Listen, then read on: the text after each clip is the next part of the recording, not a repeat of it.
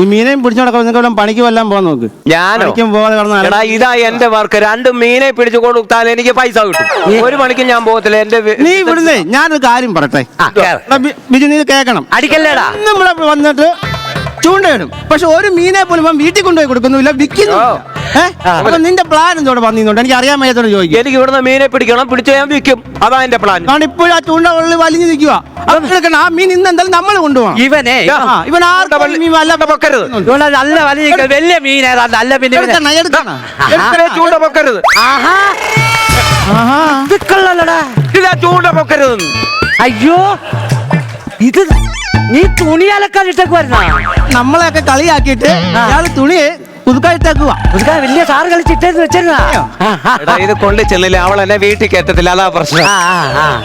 സുരേഷ് ഇത് എന്തുവാളും ഞങ്ങൾ നാട്ടിൽ പറഞ്ഞ് നടക്കും. നിന്നെ കളിയാക്കും. നീ നോക്കിക്കും, നാണം കെടുത്തിയിരിക്കും. എടാ ഇത് നാട്ടിൽ ചെന്ന് പറഞ്ഞ് എന്നെ നാണം കെടുത്തൊന്നും ചെയ്യല്ലേടാ. അങ്ങനെ തന്നെ